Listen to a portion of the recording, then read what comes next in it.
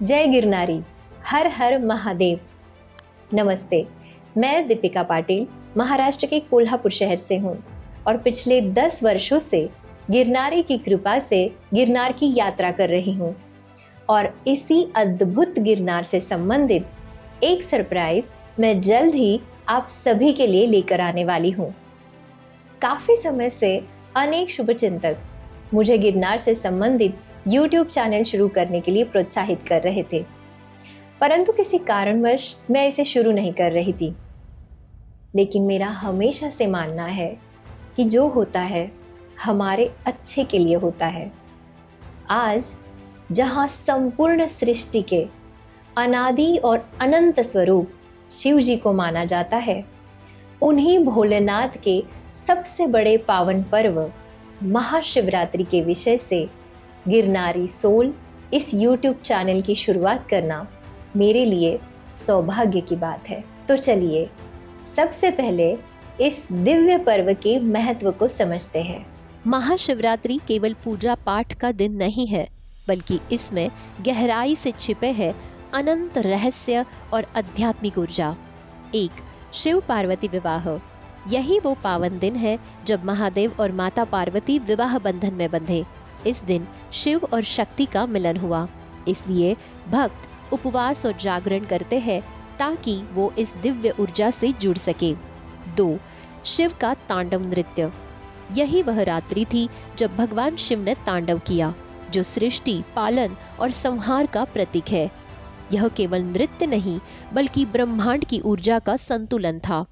3, हलाहल पान, नीलकंठ का जन्म।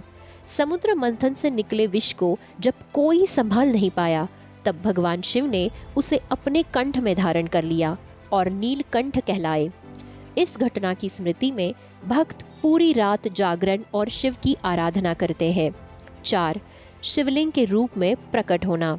मान्यता है कि इसी दिन भगवान शिव अनादि और अनंत ज्योतिर्लिंग के रूप में प्रकट हुए थे, इसलिए इस रात्रि को जागरण कर उनकी आराधना की जाती है। 5, ऊर्जा का ऊर्ध्वगमन।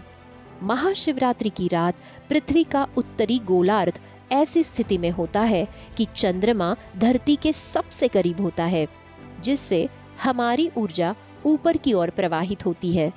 यह हमारे मानसिक और शारीरिक स्वास्थ्य के लिए बेहद लाभकारी होता है। 6, मोक्ष की प्राप्ति। शास्त्रों में लिखा है कि इस दिन व्रत और शिव पूजन करने से व्यक्ति के पापों का नाश होता है और मोक्ष की प्राप्ति होती है। चलिए अब जानते हैं कि गिरनार पर महाशिवरात्रि कैसे मनाई जाती है। महाशिवरात्रि का पावन पर्व गिरनार में श्रद्धा, भक्ति और उत्साह के साथ 5 दिन तक एक भव्य आध्यात्मिक महोत्सव के रूप में मनाया जाता है। इस महाशिवरात्रि मेले की शुरुआत फाल्गुन मास के कृष्ण पक्ष की 9वीं तिथि से होती है। इस दिन गिरनार पर्वत की तलहटी में भवनाथ मंदिर में संत महात्माओं द्वारा धर्म ध्वजा फहराई जाती है, जिससे इस महापर्व का शुभारंभ होता है। भगवान शिव की भक्ति में लीन होने के लिए लाखों श्रद्धालु, हजारों नागा साधु और संत महात्मा भवनाथ की ओर प्रस्थान करने लगते हैं। खास बात यह है कि केवल नाथ संप्रदाय एक ऐसा संप्रदाय है जो 5 दिन तक गोरखनाथ शिखर के महंत पीर योगी श्री सोमनाथ बाबूजी के भवनाथ स्थित श्रीनाथ जी के दलीचे में ही शिव स्वरूप गोरखनाथ जी की आराधना में लीन रहते हैं। नाथ संप्रदाय के महंत श्री किशन नाथ जी बाबूजी इस अवसर पर अपनी 12 और 18 की जमात के साथ उपस्थित होते हैं। हालांकि वे शोभा यात्रा और साधु स्नान का हिस्सा नहीं बनते। महाशिवरात्रि के इन 5 दिनों के दौरान भवनाथ और जूनागढ़ की लगभग सभी धर्मशालाएं और होटल्स महीनों पहले से पूर्णतः बुक हो जाते हैं। इस दौरान यहाँ साधु संतों और श्रद्धालुओं की इतनी अधिक संख्या होती है कि लोग जहाँ जगह मिले वहीं ठहरने को मजबूर हो जाते हैं। अनेक आश्रम और धार्मिक संस्थाएं जगह जगह अन्न क्षेत्र की सेवा चलाती है, जिससे हर कोई प्रसाद ग्रहण कर सके। गिरनार दरवाजा से लेकर भवनाथ तलहटी तक भक्तों की विशाल भीड़ उमड़ पड़ती है। जगह जगह संतों की धुनी, भक्तों के भजन कीर्तन और अखाड़ों के आयोजन से एक अलौकिक आध्यात्मिक माहौल बन जाता है। गिरनार पर्वत की सीढ़ियां तक श्रद्धालुओं से भर जाती है और सभी मंदिर 5 दिन 5 रातों तक भक्तों के लिए खुले रहते हैं। इस भव्य मेले का पूरा आनंद लेने के लिए आपको कम से कम 3 से 5 किलोमीटर पैदल चलने के लिए तैयार रहना चाहिए। भवनाथ तलहटी में शंकराचार्य चौक के आगे 5 दिनों तक बड़ी व्यासपीठ पर सांस्कृतिक कार्यक्रमों का आयोजन होता है। महाशिवरात्रि मेले के 5वें दिन ये सारे आयोजन अपने चरम पर पहुंच जाते हैं और पूरा परिसर भक्ति और उत्साह से भर उठता है। महाशिवरात्रि के दिन दोपहर बाद भवनाथ क्षेत्र में प्रवेश बंद कर दिया जाता है, क्योंकि सुबह से ही भक्त शोभा यात्रा के दर्शन के लिए अपनी जगह सुरक्षित करने लगते हैं। सुरक्षा कर्मियों, प्रबंधक कर्मियों और पुलिस द्वारा मार्ग को रस्सियों से घेरा जाता है और रवेडी के लिए मार्ग को विशेष रूप से स्वच्छ किया जाता है। शाम 8:30 बजे के करीब शंकराचार्य चौक पर तीनों प्रमुख अखाड़ों अग्नि अखाड़ा, जूना अखाड़ा और आभान अखाड़ा के इष्ट देवता श्री गणेश जी, श्री गुरु दत्तात्रेय जी और माँ गायत्री की पालकियां एकत्र होती है। यही से गिरनार महाशिवरात्रि का सबसे बड़ा आकर्षण शाही शोभा यात्रा या शिव जी की बारात की भव्य शुरुआत होती है। यह शोभा यात्रा शिव जी और माता पार्वती के विवाह का प्रतीक मानी जाती है। सबसे आगे बैंड बाजा और ध्वजाएं होती है।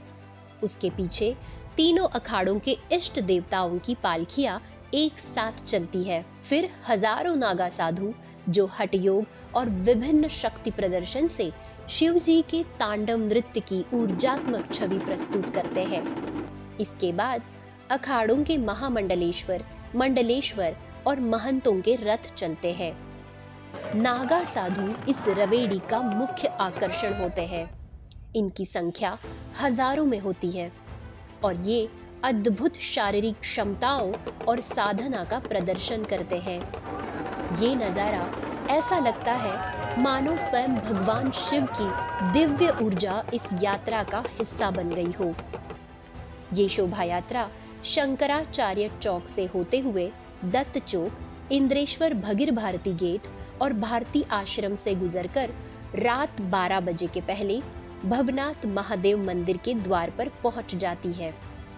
चारों तरफ हर हर महादेव के जयकारे गूंजते हैं। रात ठीक 12 बजे मंदिर के द्वार खुलते हैं और हजारों साधु संत मृगी कुंड की ओर शाही स्नान के लिए उमड़ पड़ते हैं। मृगी कुंड स्नान का आध्यात्मिक महत्व क्या है? आइए महंत श्री रामगिरी बापू से जानते हैं, जो इस बारे में अद्भुत जानकारी देते हैं। हमारे पुराणों में कहते हैं कि राजा बलि ने वरदान लिया था कि 4-4 महीने की तीनों देवता मेरे यहाँ ड्यूटी करेंगे। तो 4 महीना ब्रह्मा जी रहते हैं, 4 महीना विष्णु जी रहते हैं, 4 महीना महादेव रहते हैं। तो महादेव जी, ये जो सर्दियों की सीजन होती है ना, तब तक महादेव जी पाताल में बलि के पास में रहते हैं। और आज के जैसे कि ये शिवरात्रि का दिन होता है, ये महावद 14-13 होती है, उसको महाशिवरात्रि कहा जाता है। महाशिवरात्रि के दिन यहीं इस क्षेत्र से जो भवनाथ महादेव है उसके पास में एक कुंड है, उसका नाम है मुर्गी कुंड। उस कुंड से बाहर आते हैं, इसीलिए इधर का महत्व बढ़ जाता है। गिरनार महाशिवरात्रि के दौरान मृगी कुंड पूरे वर्ष में सबसे अधिक समय तक खुला रहता है। इसके अलावा किन किन अवसरों पर मृगी कुंड खोला जाता है, इसके बारे में हम आने वाले वीडियोस में बात करेंगे। मृगी कुंड स्नान के बाद साधु संत गीले वस्त्रों में भवनाथ महादेव की भव्य आरती में शामिल होते हैं और फिर 5 दिन तक लाखों की संख्या में एकत्रित हुए साधु संत एवं श्रद्धालु धीरे धीरे अपने अपने स्थानों की ओर लौटने लगते हैं। मन में एक नई ऊर्जा और आध्यात्मिक अनुभूति के साथ महाशिवरात्रि मेला समाप्त हो जाता है, लेकिन शिव की भक्ति का ये अनुभव हर श्रद्धालु के हृदय में हमेशा के लिए बस जाता है। गिरनार की महाशिवरात्रि सिर्फ एक उत्सव नहीं, बल्कि आत्मा को जागरूक करने का एक दिव्य अवसर है। क्या आप इस महायात्रा का हिस्सा बने हैं या अगले वर्ष आने की योजना बना रहे हैं? हमें कमेंट में ज़रूर बताइएगा।